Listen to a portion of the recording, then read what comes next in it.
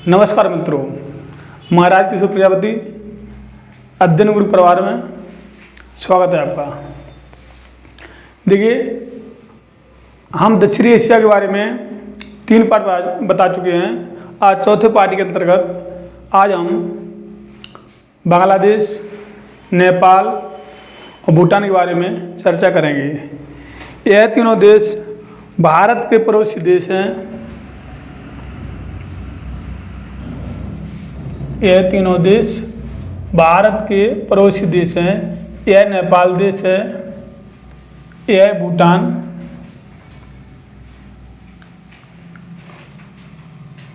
इस प्रकार से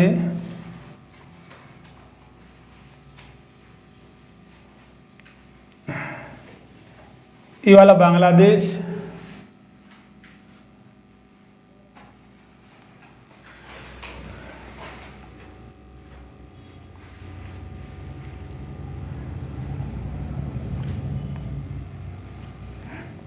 अब इसके बारे में चर्चा करें। सबसे पहले हम नेपाल के बारे में चर्चा करते हैं।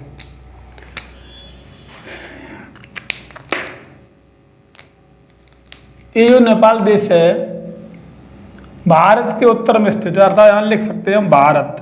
ये क्या है आपका देश? भारत। ये है चीन, चाइना, विश्व का सबसे अधिक जनसंख्या वाला देश चाइना और विश्व का दूसरा सबसे अधिक जनसंख्या वाला देश भारत। भविष्य में यही हो जाएगा।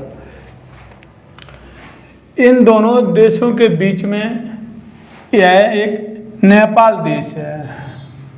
यह एक नेपाल देश है। यह भी स्थलीय भाग एक तिब्बत का क्षेत्र है। नेपाल का, चीन का ही तिब्बत क्षेत्र है। तिब्बत और भारत के बीच में नेपाल। इन दोनों देशों के बीच में मध्य देश होने के कारण इसे बफर स्टेट के नाम से भी हम जानते हैं, अर्थात बफर स्टेट।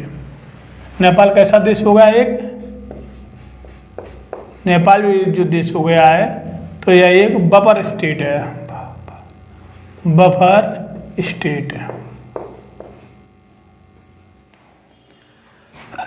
नेपाल देश की सीमा उत्तर में चीन से, पश्चिम में भारत का एक राज्य है, उसका नाम है ये वाला राज्य उत्तराखंड। उत्तराखंड। पश्चिम में इसकी सीमा उत्तराखंड से लगती है। नेपाल के दक्षिण में उत्तर प्रदेश, जो उत्तर भारत का सबसे अधिक जनसंख्या वाला राज्य है और क्षेत्रफल के आधार पर चौथा सबसे बड़ा राज्य है, जिसका नाम है उत्तर प्रदेश। राजधानी आप लोग जानते होंगे। इसकी सीमा नेपाल के ठीक दक्षिण में, यहाँ तक यह उत्तर प्रदेश हो गया आपका।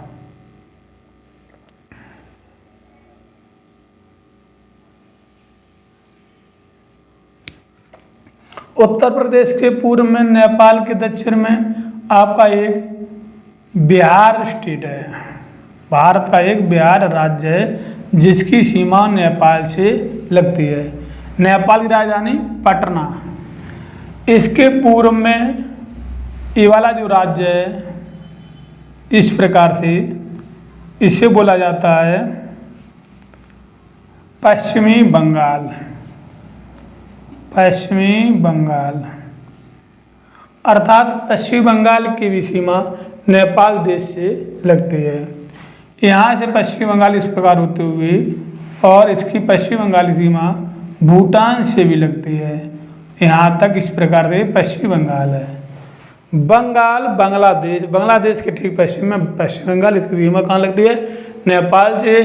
और ये आपका राज्य बचा हुआ है छोटा सा, जिसे कहा जाता है सिक्किम। सिक्किम भारत का जनसंख्या के आधार पर सबसे छोटा देश है। हालांकि क्षेत्रफल के आधार पर दूसरा राज्य है, राज्य जनसंख्या के आधार पर सबसे छोटा राज्य है और क्षेत्रफल के आधार पर गोवा राज्य है। अब हम देखते हैं तीन ओर से, पश्चिम से, दक्षिण से, पूर्व से, भारत से घिरा हुआ, भारतीय राज्यों से घिरा हुआ नेपाल देश। नेपाल देश हिमालय की गोद में स्थित है, अर्थात नेपाल में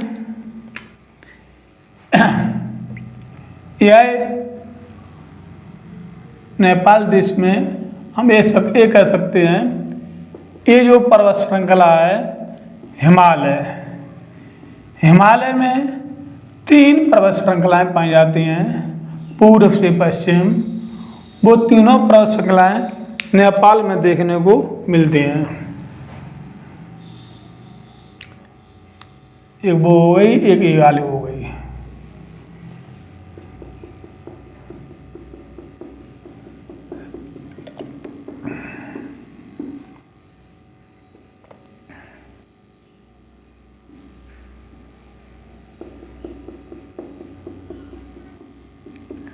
हालांकि इसके बारे में हम नेपाल हिमालय के बारे में हम अलग से स्टडी करेंगे। जब भारत का भूगोल बताएंगे, उसके बारे में पर्वतीय क्षेत्र बताएंगे, तब इसके बारे में स्टडी करेंगे।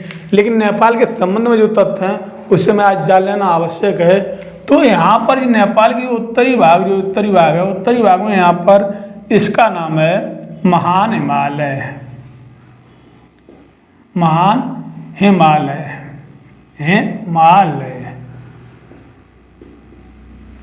ये वाला महान हिमालय हो गया। दूसरी सीमा ये वाली है, इसे हम बोलते हैं लघु हिमालय।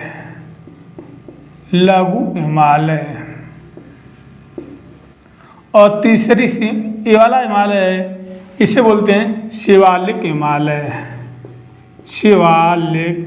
हिमालय।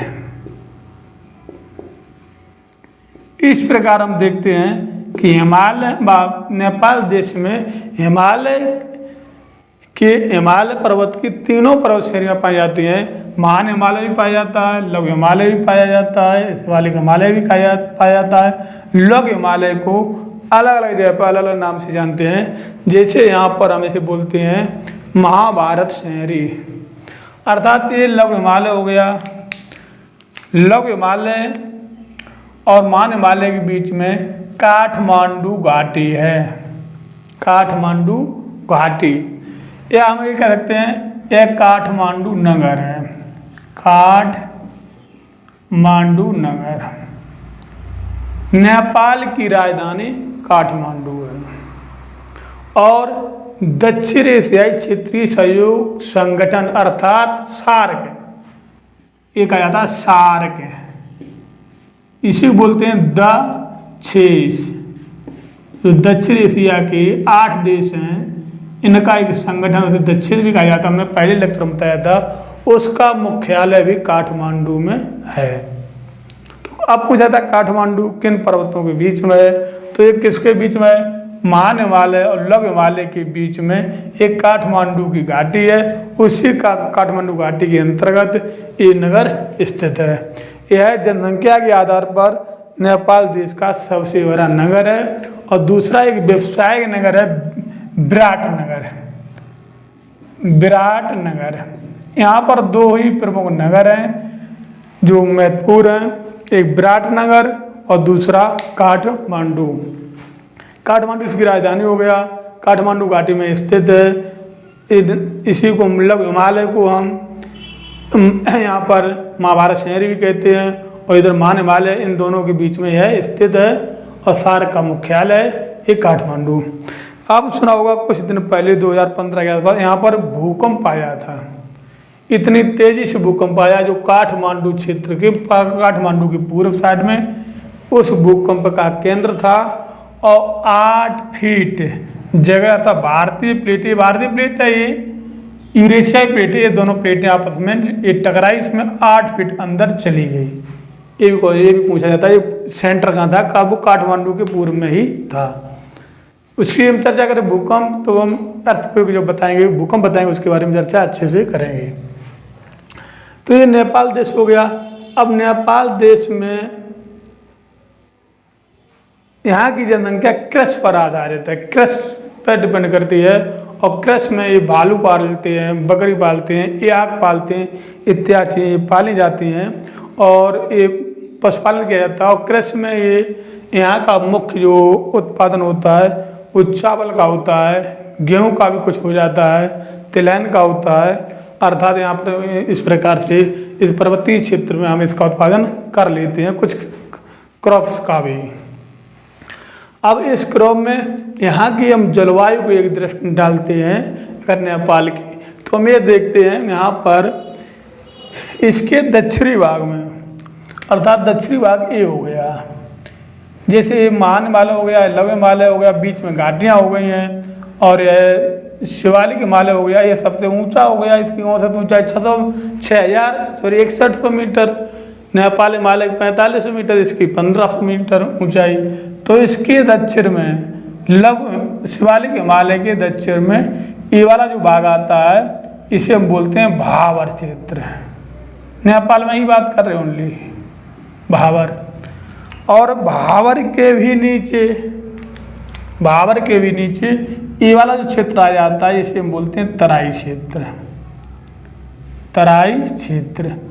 अब कभी कभी क्वेश्चन ये भी पूछ दिया जाता है सामान्य परीक्षाओं में या वनडे एग्जाम में या अन्य परीक्षाओं में पूछ दिया जाता है, पीसीएस में पूछ दिया जाता है कि लिख दिया जाए यहाँ पर ये आपका हो गया, ये वाला क्षेत्र जो है इसे भावर कहा जाता है, भावर।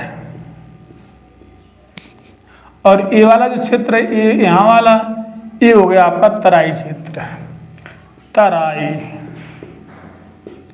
तराई क्षेत्र।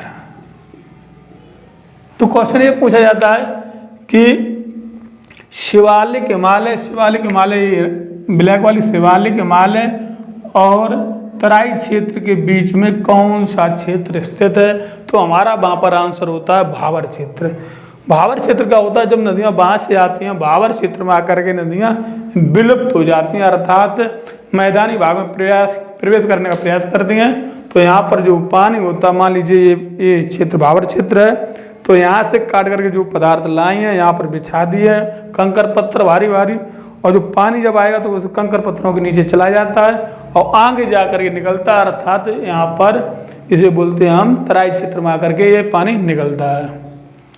तो जलवायु देखा जाए यहाँ पर बर्फ पाई जाती है सदा, बहुत ऊँची ऊँची चोटियाँ, विश्व की 10 चोटियों में कुछ नेपाल देश की भी उसमें नेपाल देश में शामिल है, जहाँ पर वर्ष भर बर्फ से ही आच्छादित रहती हैं। जैसे उन चोटियों को भी हम एक नज़र देख लेते हैं जलवायु के अंदर।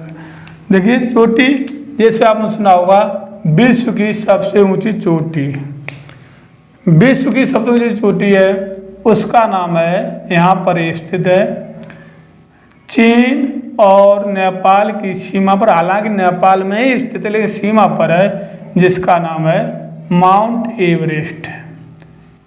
माउंट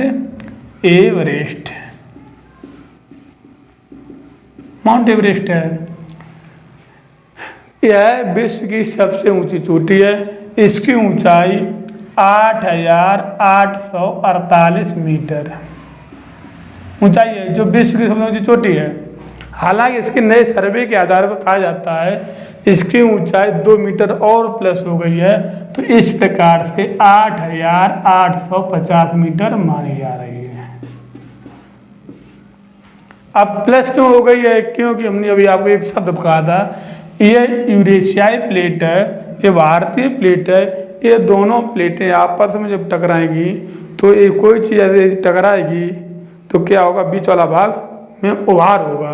तो इस प्रकार से ऑटोमेटिक ये फोल्डेन माउंटेन है, ये बलित पर्वत है, इसमें बलन क्रिया ऊंची हो रही है, अर्थात हिमालय पर्वत एक नवीन पर्वत है, नया पर्वत है, इसका उत्थान आज भी जारी है और आगे जारी रहेगा। इस प्रकार से हम देखते हैं इसकी ऊंचाई प्लस हो रही है नए सर्वे के अकॉर्डिंग। हालांकि कुछ किताबों में आज भी देते हैं इसकी ऊंचाई 8,848 मीटर है, लेकिन 8,850 मीटर भी हो गई है। और हम देखते हैं यहाँ पर तो एक चोटी हो गई, यहाँ पर भी है मकालू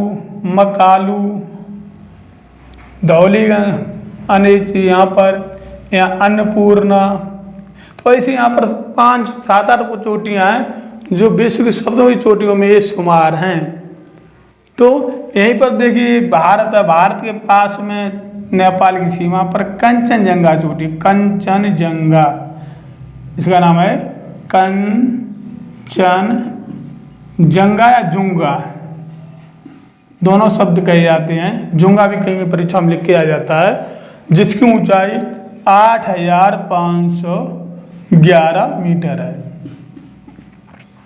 शुद्ध रूप से कहा जाए भारत हिमालय पर्वत की भारत में सबसे ऊंची चोटी कौन सी है, कोई भी क्वेश्चन पूछा जाता है कि भारत में हिमालय पर्वत की सबसे ऊंची चोटी कौन सी है, तो उत्तर हो जाता हमारा कंचनजंगा, जो सिक्किम राज्य में स्थित है और नेपाल देश की सीमा पे के पास है, जिसकी ऊंचाई 8,511 है। और नेपाल देश की ओनली बात करते हैं तो यहाँ पर जलवायु कैसी है, हिमाच्छादित है, बहुत शीत रहती है, उसके दक्षिण में जाते हैं, कुछ और नम हो जाती है, और पूर्णतः यहाँ पर दक्षिण में ये शिवालिक क्षेत्र के तराई क्षेत्र में यहाँ पर आर्द्र और उष्ण जलवायु पाई जाती है, अर्थात यहाँ पर वर्षा भी होती है, अच्छी मात्रा में वर्षा होती है। तो यहाँ एक तरफ बर्फ में पत्ते वृक्ष रहित जमीन पाई जाती है, वहाँ पर चोटियाँ वृक्ष ही नहीं पाए जाते हैं, काया ही पाई जाती है। और दूसरी तरफ हम देखते हैं दक्षिण में, नेपाल के दक्षिण में देखते हैं तो वहाँ पर अधिक मात्रा में जैव विविधता में देखने को मिलती है, अर्थात यहाँ पर विभिन्न प्रकार की वनस्पतियाँ जिन्हें सदाबहार वन भी कहा जाता है वहाँ यहाँ पर देखने को मिलती हैं। इस कारण से इस नेपाल देश में जनसंख्या तो कम, इसका क्षेत्रफल ही है 1,41,000 वर्ग किलोमीटर।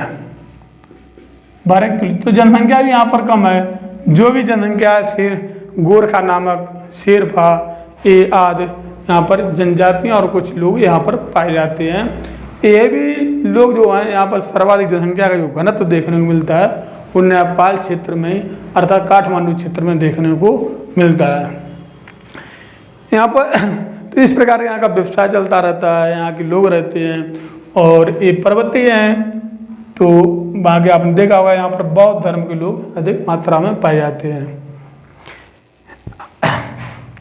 अब हम आगे चलते हैं, अपने एक छोटा सा देश है उसका नाम है भूटान। इसका आप स्क्रीनशॉट ले सकते हो, पहले स्क्रीनशॉट ले लो फिर भूटान के बारे में बता देते हैं।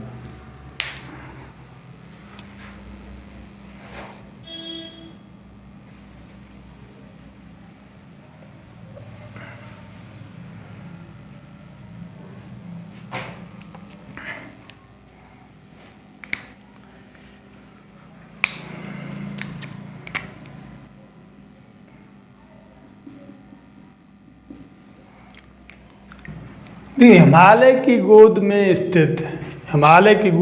स्थित हिमालय के पूर्वी भाग में अर्थात भारत के पूर्व और उत्तर में एक भूटान देश है। कौन सा देश है? इस देश का नाम है भूटान। भूटान देश है, एक छोटा सा देश है, गोद में स्थित है। यहाँ पर बौद्ध धर्म के अनुयायी पाए जाते हैं। भूटान देश की राजधानी थिम्पू है। भूटान देश की राजधानी थिम्पू है। यहाँ पर जनसंख्या घनत्व जो पाया जाता है वो चुंबी घाटी में देखने को मिलता है, अर्थात चुंबी घाटी यहाँ पर स्थित है। यहाँ पर चुंबी घाटी है। तो भूटान में जनसंख्या घनत्व देखने को कहाँ मिलता है? चुंबी घाटी में। चुंबी घाटी में देखने को मिलता है। भूटान देश में जो जनसंख्या बौद्ध धर्म का अनुयायी है, बौद्ध धर्म, यहाँ को मानने वाले लोग हैं जो धर्म को अपनाते हैं, वो बौद्ध धर्म है। यहाँ पर पूरा नेचुरल है, प्राकृतिक नेचुरल ब्यूटी बहुत सुंदर है। तो यहाँ के लोग खुशहाल रहते हैं। वो और यहाँ पर कुछ नदियाँ भी पाई जाती हैं, मानस है, तिस्ता है, यहाँ पर नदियाँ भी पाई जाती हैं, उनका नाम है मानस इत्यादि। नदियों का क्षेत्र है। अब ये हिमालय पर्वत पर नदियों का क्षेत्र है, बर्फ भर पानी रहता है। नेपाल में भी यहाँ पर भी चोटियों हैं, वहाँ पर पानी बर्फ है तो बर्फ पिघलती रहती है, पानी आता रहता है।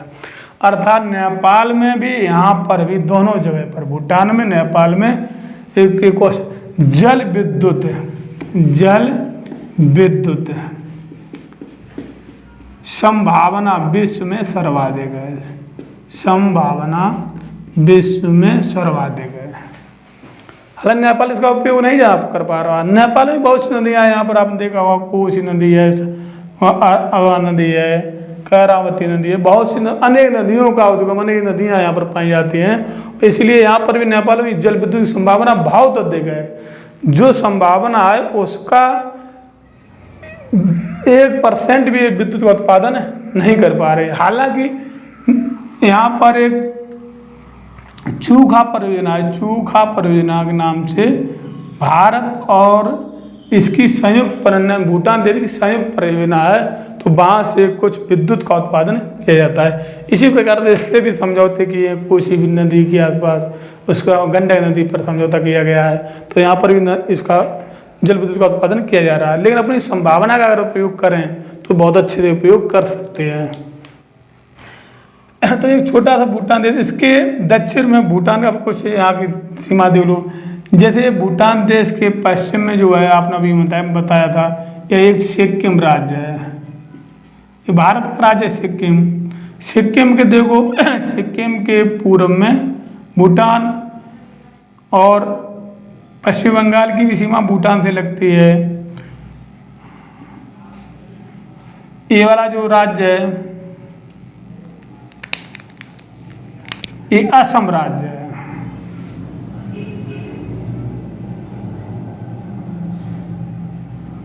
असम, तो असम की भी सीमा किससे लगती है? भूटान से लगती है। ये अरुणाचल प्रदेश राज्य, अरुणाचल प्रदेश राज्य, इसकी भी सीमा किससे लगती है? भूटान से लगती है। अर्थात सिक्किम, पश्चिम बंगाल, असम, अरुणाचल प्रदेश सीमा भूटान से लगती है। और एक तरफ किससे है? चाइना से है।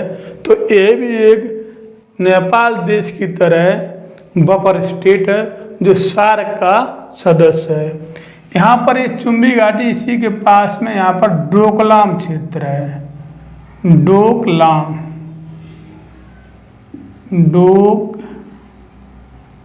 क्षेत्र, यह भारत, सिक्किम और भूटान की सीमा पर स्थित है। इसी क्षेत्र में पिछली वर्ष भारत और चीन के मध्य विवाद उत्पन्न हुआ था। काफी समय तक सैनिक दोनों देशों के एक दूसरे के सामने खड़े रहे। तो यही डोकलाम क्षेत्र है। यहाँ से कुछ दर्रे भी हैं। इस दर्रे के माध्यम नाथुला दर्रा सिक्किम में, जयलेपला दर्रा सिक्किम में। तो मान लीजिए जयलेपला दर्रा ही है, तो जयलेपला दर्रा के माध्यम से लोग जाते हैं और इसी चुम्बी घाटी से होकर के तिब्बत में चले जाते हैं। यहीं पर नाथुला दर्रा है, वो भी यहीं पर है। तो इसी दर्रे से होकर के, चुम्बी घाटी होकर के नाथुला दर्रा के माध्यम से हम आराम से आगे जा सकते हैं। कहाँ पर? भारत और चीन के बीच में जो व्यापार किया जाता है वो नाथुला दर्रा के माध्यम से ही किया जाता है। इन दोनों दर्रों का महत्व क्या बोलते हैं, भूटान के लिए भी बहुत महत्वपूर्ण स्थान है, क्योंकि चुम्बी घाटी में ही बढ़ता है और भूटान की अधिकांश जनसंख्या जो निवास करती है वो चुम्बी घाटी में ही पाई जाती है। अब हम देखते हैं एक भारत का ही पड़ोसी देश और दक्षिण एशिया का एक महत्वपूर्ण देश जिसका अस्तित्व 15 नवंबर 1971 को हमारी भारत की प्रधानमंत्री श्रीमती इंदिरा गांधी के नेतृत्व में या उनके सहयोग से अस्तित्व में आया, उसका नाम है बांग्लादेश।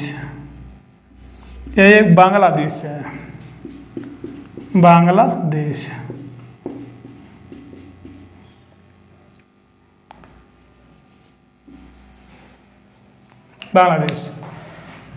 बांग्लादेश 1971 से पहले बांग्लादेश को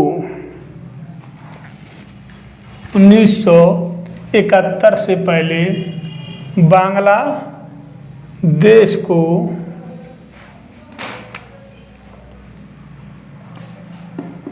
बांग्लादेश 1971 इससे पहले बांग्लादेश को पूर्वी पाकिस्तान कहते थे, पूर्वी पाकिस्तान कहते थे। बांग्लादेश की राजधानी ढाका है, बांग्लादेश की राजधानी ढाका, जो पद्मा नदी के तट पर स्थित है। अब देखिए ये पूर्वी पाकिस्तान, इससे पहले पूर्वी पाकिस्तान क्यों कहते थे? क्योंकि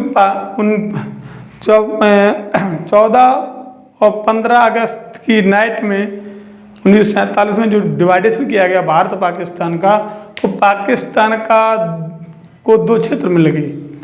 एक तो मुस्लिम बहुल क्षेत्र पश्चिमी था, दूसरा मुस्लिम बहुल क्षेत्र बंगाल और सिलेट वगैरह ये पूरे क्षेत्र थे। तो पश्चिमी इधर जो भारत के पश्चिमी भाग था उसे पश्चिमी पाकिस्तान कहा जाता था, और भारत के पूर्व में जो था ये वाला जिस क्षेत्र जो दिया गया था इसे पूर्वी पाकिस्तान नाम से हम जानते थे। अर्थात पाकिस्तान की राजधानी इस्लामाबाद, इस्लामाबाद से शासन इस पर भी किया जाता था। लेकिन कुछ ऐसी कंडीशनें उत्पन्न हुई, वो राजनीति पॉलिटी का विषय है, हम बता दें तो कुछ कंडीशनें उत्पन्न हुई जिससे भारत और पाकिस्तान के बीच में 1971 में विवाद उत्पन्न हुआ, युद्ध हुआ।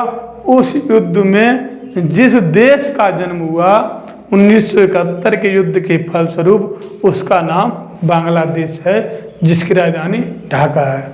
उसका श्रेय इंदिरा गांधी को दिया जाता है, अर्थात भारत को दिया जाता है इसके जन्म को, बांग्लादेश की। बांग्लादेश भारत के पूर्व में स्थित है, 3 ओर से, पूरब से, उत्तर से, पश्चिम से भारत से घिरा हुआ है। बांग्लादेश के दक्षिण में, बांग्लादेश के दक्षिण में बे ऑफ बंगाल अर्थात बंगाल की खाड़ी स्थित है, बे ऑफ बंगाल। तो ये क्या होगी आपकी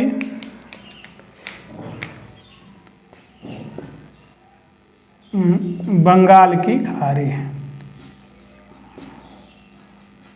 बे ऑफ बंगाल। तो दक्षिण बंगाली खाड़ी हो गई।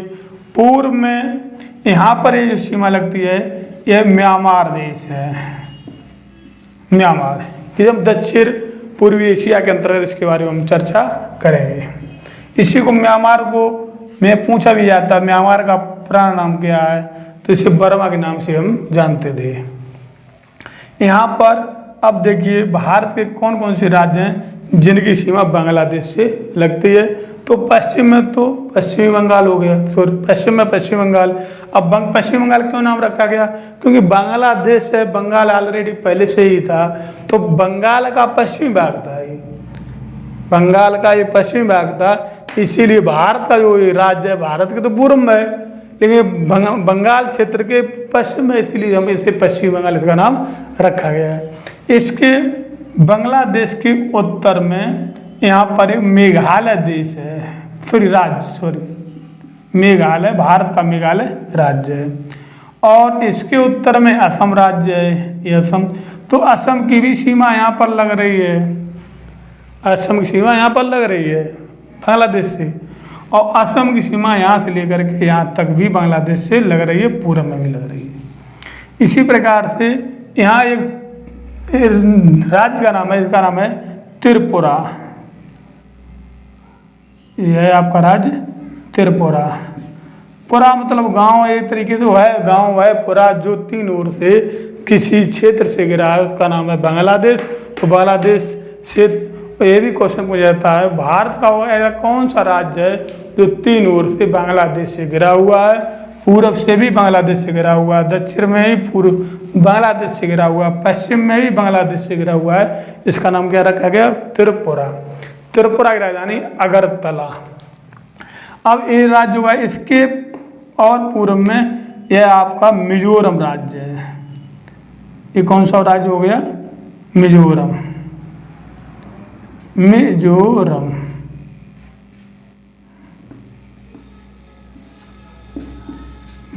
मिजोरम आइजोल राजधानी है। तो देखिए मिजोरम, त्रिपुरा, असम, मेघालय, पश्चिम बंगाल, अर्थात 5 राज्यों की सीमा बांग्लादेश से मिलती हैं। यहाँ क्वेश्चन ये भी पूछा जाता है कि भारत की सबसे अधिक सीमा किस देश से लगती है, तो वहाँ हमारा आंसर होता है बांग्लादेश से लगती है।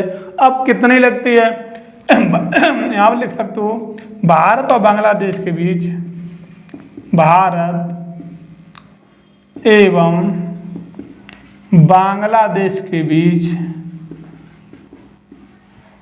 4096 किलोमीटर सीमा लगती है, सीमा लगती है। इस सीमा रेखा को यहाँ पर ये भी क्वेश्चन पूछा जाता है 3 बीघे का गलियारा, 3 बीघा का गलियारा किन 2 देशों में है, किन 2 देशों के बीच में 3 बीघे का गलियारा किन 2 देशों के बीच सीमा बनाता है, तो हमारा उत्तर होता है बांग्लादेश और भारत के बीच में 3 बीघे का गलियारा के नाम की एक सीमा बनती है। हालांकि 2014 से पहले भारत और बांग्लादेश के बीच में सीमा विवाद बहुत अधिक रहता था। रीजन ये था, कुछ भारत के कुछ गांव थे, भारत के मान लीजिए गांव हैं, जैसे मान लीजिए कोई ए नामक गांव है, बी नामक गांव है, सी नामक है, डी नामक है, लगभग 101 गांव थे। ऐसे गांव थे भारत के जो बांग्लादेश की सीमा में स्थित थे, और बांग्लादेश के कुछ नाम ऐसे थे, कुछ गांव ऐसे थे जो ये मान लीजिए 1 2 3 4 5 ऐसे, ये भी मान लीजिए गांव, ये बांग्लादेश के गांव थे जो भारत की सीमा में स्थित थे। तो यहाँ पर सीमा क्लियर नहीं हो पा रहा थी, क्योंकि बांग्लादेश के लोग अपने गांव में आ सकते हैं, उनका गांव कहाँ पर, भारत की सीमा में है, और भारत के लोग भी बांग्लादेश जा सकते हैं। क्यों जा सकते हैं, जब इच्छा हो तब जा सकते हैं। क्यों जा सकते हैं, क्योंकि भारत के गांव वहाँ पर स्थित हैं। तो सीमा निर्धारित क्लियर नहीं हो पा रही थी। और एक समस्या ये थी, शरारती समस्या, अर्थात इसके बहाने बांग्लादेशी भारत में प्रवेश करते थे, बहुत अधिक मात्रा में तस्करी हुआ करती बहुत सी। जब माननीय नरेंद्र मोदी की सरकार आई तो उन्होंने क्या काम किया, इस बांग्लादेश की सीमा को पहले सुलझाया। एक आज तुम्हारी तरफ जो गांव हैं वे हमारे गांव जितने भी इनके 53 गांव थे, हमारे 101 गांव थे, तो इन जो बांग्लादेश के गांव थे हमारी तरफ था, तो वो तो हमारे हो जाएंगे, जो हमारे गांव तुम्हारी तरफ में वे सब तुम्हारे हो जाएंगे। तो ये सीमा क्लियर कर दी गई। और अब मान लीजिए ये गाँव भारत का था, वो किधर चला गया, बांग्लादेश में चला गया, और बांग्लादेश के गाँव ये थे तो ये हम किसके हो गए, भारत को हो गई। तो बीच में सीमा रेखा आपको कन्फर्म कर दी गई। अब समस्या ये आती है कि इस गांव में जो लोग निवास करते हैं उनका क्या होगा, क्योंकि भारतीय बांग्लादेश में हो गए और बांग्लादेशी भारतीय में हो गए। उसके लिए प्रावधान किया गया कि यदि वो लोग चाहे भारतीय चाहे वहाँ पर भी रह सकते हैं, या वहाँ से अपने यहाँ पर भी भारत में भी आ सकते हैं, उनको सुविधा दी जाएगी। इसी प्रकार से जो बांग्लादेश के गांव भारत में थे, तो ये लोग अगर चाहे तो भारत में भी रह सकते हैं और चाहे अपने देश में भी जा सकते हैं। लेकिन यहाँ से जाने का तात्पर्य नहीं आ सकते, यहाँ अगर चले जाओ तो हमेशा के लिए अपने देश में चले जाइए। ये लोग यहाँ पर आएंगे हमेशा लिए। कुल मिलाकर के सीमा रेखा विवाद जा था, ये सुलझा दिया गया, क्लियर कर दिया गया। ये कुल मिलाकर के सामरिक दृष्टि से, तस्करी की दृष्टि से, शरारती दृष्टि से भारत और पाकिस्तान के बीच में, भारत और बांग्लादेश के बीच में एक बहुत सराहनीय कदम माना जाता है, अगर इसकी समीक्षा अच्छे से की जाए तो। अब है बांग्लादेश जो कंडीशन, यहाँ पर क्षेत्र देख लेते, जैसे ये पूर्वी क्षेत्र है, ये वाला क्षेत्र पूर्वी भाग है, यहाँ पर पठारी भाग कुछ है, क्योंकि अराकान योमा पर्वत श्रेणी है, सिलेट क्षेत्र, तो अराकान योमा पर्वत श्रेणी, तो इसका कोई असर तो यहाँ होगा, ये पठारी क्षेत्र हो गया। यहाँ पर पूरा ये क्षेत्र मैदानी भाग है, कुछ पठारी यहाँ पर भी है, तो ये पूरा मैदानी, यहाँ पर अन्य, तो मतलब इस देश में मैदानी भाग ज़्यादा है। और मैदानी भाग कैसा है, लगभग 71% भूभाग मैदान ही मैदान है। और यहाँ पर नदियाँ निकली हुई, जैसे देखा जाए भारत की ये गंगा नदी आती है, अनेक नदियों को समेटे हुए गंगा बेसिन बना करके यहाँ पर बांग्लादेश में प्रवेश कर देती है। जब इसे प्रवेश बांग्लादेश में प्रवेश नदी करती है, गंगा नदी बांग्लादेश में प्रवेश कर रही है, तो यहाँ से लेकर के यहाँ तक इसे हम पद्मा कहते हैं। ये भी क्वेश्चन बहुत इम्पोर्टेंट है, पूछा जाता है कि बांग्लादेश में गंगा नदी को किस नाम से जाना जाता है, तो इसका नाम हो जाता है पद्मा। आगे चली जाती है। इसकी एक शाखा बांग्लादेश में प्रवेश होने से पहले की शाखा वितरिका होती है, उसका नाम है यह हुगली नदी। हुगली कोलकाता जो है पश्चिम बंगाल की राजधानी कोलकाता हुगली नदी के तट पर ही स्थित है। ये गंगा की एक वितरिका है। गंगा यहाँ बांग्लादेश से प्रवेश से पहले गंगा दो भागों में डिवाइडेशन हो जाती है, इस प्रकार से आगे चली जाती है, अर्थात गंगा का डेल्टा यही शुरुआत हो जाती है। गंगा तो आगे चली गई, लेकिन इसका जो सुंदरबन का डेल्टा वो भारत और बांग्लादेश के बीच में है, इसीलिए क्योंकि यही तो डेल्टा जाकर के बनाती है यहाँ पर विशाल मात्रा में, तो ये है तो गंगा ही का डेल्टा। इसी प्रकार से आगे एक यहाँ पर मानसरोवर झील है, तिब्बत में, सुना होगा आपने। इसी के पास से एक नदी निकलती है, उसका नाम है यांगपो सांगपो आदि नाम दिए गए, ये तिब्बत नाम है। लेकिन आगे आकर के भारत में यू टर्न लेती है इस प्रकार से, और यू टर्न लेकर के तुरंत इस प्रकार आती है। जब भारत में नदी आती है तब इसका नाम हो जाता है दियांग। यहाँ पर इसका नाम क्या था? सांगपो, सांगपो, यांगपो, ये सब ये। और भारत में प्रवेश करी यहाँ पर यांग याप दर्रा, यहाँ पर भारत में एक दर्रा का नाम है यांग, ये भी क्वेश्चन पूछा जाता है। यांग याप दर्रा की ब्रह्मपुत्र नदी भारत में किस दर्रे के समीप प्रवेश करती है? तो यांग याप दर्रा के समीप या यांग याप दर्रा में ये प्रवेश करती है, और यू टर्न लेकर के इसका नाम अरुणाचल प्रदेश से हम कहते हैं दियांग। उसके बाद ये असम में प्रवेश करती है, असम में इसका नाम हो जाता है, सभी लोग जानते होंगे, ब्रह्मपुत्र नाम सुना होगा, ब्रह्मपुत्र। हालांकि इसके बारे में अच्छी चर्चा करेंगे जब इसकी नदियों के बारे में बात करेंगे, भारत नदियों के बारे में। अब ये असम में इसे ब्रह्मपुत्र कहा जाता है। जब ये असम में ही यहाँ पर बांग्लादेश में प्रवेश करती है तब इसे हम जमुना कहते हैं। तो बांग्लादेश में ब्रह्मपुत्र नदी को क्या कहा जाता है? जमुना कहते हैं। और फिर आगे आकर के ये गंगा नदी में मिल जाती है, इसका नाम भी पद्मा हो जाता है।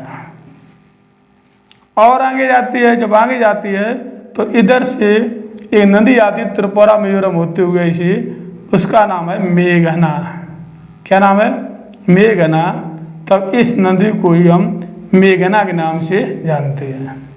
और मेघना, अब ये नदी क्या हो गई है? इसका नाम क्या हो गया? मेघना नाम हो गया। मेघना आकर के फिर आगे वितरिकाओं में डिवाइडेशन हो जाती है, क्यों? ढलान की मात्रा कम हो जाती है, जीरो ढलान हो जाता है, तो अन्य शाखाओं में डिवाइडेशन हो जाती है। और इस प्रकार से गंगा और ब्रह्मपुत्र मिलकर के विश्व का सबसे बड़ा डेल्टा का निर्माण करती हैं। उस डेल्टा का नाम रखा गया है सुंदरबन का डेल्टा। यही डेल्टा है जो डेल्टा अक्षर के समान है, तो इसका नाम रखा गया सुंदरबन का डेल्टा। सुंदरबन डेल्टा, ये बहुत इंपॉर्टेंट क्वेश्चन है कि सुंदरबन का डेल्टा कहाँ पर स्थित है, तो वहाँ पर हमारा आंसर होता है सुंदरबन का डेल्टा भारत और बांग्लादेश में स्थित है। यह किन नदियों द्वारा निर्मित है, तो वहाँ पर हमारा आंसर होता है यह गंगा ब्रह्मपुत्र नदियों के बीच में नदियों द्वारा निर्मित है। अब सुंदरबन डेल्टा सुंदर ही क्यों नाम रखा गया है? क्योंकि इस डेल्टाई भाग में समुद्र का पानी भी आ जाता है, बंगाली खाड़ी में गिरती है, तो ये पूरा डेल्टाई क्षेत्र है, तो यहाँ पर बहुत अधिक जैव विविधता पाई जाती है। दक्षिण एशिया के अंतर्गत सर्वाधिक जैव विविधता 3 जगह में देखने को मिलती है। एक तो भारत का पश्चिमी घाट में देखने को मिलती है, भारत के बारे में अलग से हम चर्चा करेंगे, उसमें पूरा डिटेल बताएंगे, इसलिए दक्षिण एशिया में भारत के बारे में चर्चा नहीं करेंगे, उसमें कई वीडियो बनेंगे। तो नंबर 1 तो पश्चिमी घाट में जैव विविधता पाई जाती है, सदाबहार वन पाए जाते हैं, बहुत अधिक जैव विविधता पाई जाती है, जिसे हॉटस्पॉट कहा जाता है। दूसरा हॉटस्पॉट क्षेत्र ये हो जाता है, सुंदरवन क्षेत्र हो जाता है हॉटस्पॉट क्षेत्र, और तीसरा हॉटस्पॉट क्षेत्र पूर्वी हिमालय भी हो जाता है। तो एक तो ये हो गया जैव विविधता क्षेत्र पूरा, दूसरा ये हो गया, और तीसरा आपका पश्चिमी घाट हो गया। तो ये जैव विविधता का भंडार है। इस वन में यहाँ पर वन भी हैं और बाघ आदि इत्यादि पाए जाते हैं, जिनको संरक्षण दिया गया है। तो सुंदरवन डेल्टा में सुंदर नामक वृक्ष जो पाया जाता है, सुंदरी नामक वृक्ष पाया जाता है, उसकी मात्रा अधिक है।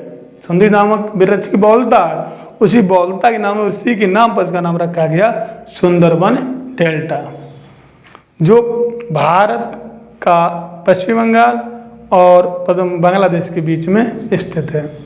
अब इसके बारे में बात करते हैं, कुछ महत्वपूर्ण जानकारी।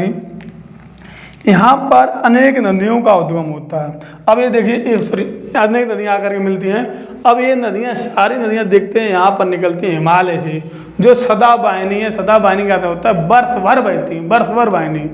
तो जो वर्ष भर बहनी है, सदाबहानी है, तो यहाँ से आकर के नदियाँ। और हिमालय का ऐसा पर्वत है, अभी हमने आपको बताया था, नवीन पर्वत है, इसका उत्थान जारी है, अर्थात यहाँ से मिट्टी लाती हैं। ये सारी मिट्टी यहाँ से काट करके ला करके और यहाँ पर डेल्टा याकन भाग में आकर के बिछा देती हैं, अर्थात यहाँ पर एक नवीन मैदान का निर्माण होता है। और जहाँ मिट्टी प्रतिवर्ष बिछाई जाती हो, तो वो है क्षेत्र बहुत उपजाऊ क्षेत्र हो जाता है, अर्थात ये बहुत उपजाऊ क्षेत्र हो जाता है। और नदियों का यहाँ पर, वितरकाओं का इत्यादि का यहाँ पर जाल बिछ गया है। इसीलिए इस क्षेत्र को हम बांग्लादेश को नदियों की भूमि भी कहा जाता है, और आपके पाकिस्तान को नहरों की भूमि कहा जाता है, नहरों का देश कहा जाता है। इसे नदियों का देश कहते हैं, किसे? बांग्लादेश को। यहाँ पर जब पानी की मात्रा अधिक है, हालांकि यहाँ पर वर्षा जो होती है, इस क्षेत्र में वर्षा होती है, वर्षा यहाँ कम होती है, क्योंकि यहाँ से जो बंगाल की खाड़ी का मानसून जाता है, 70 से 75% वर्षा दक्षिण पश्चिम मानसून द्वारा होती है।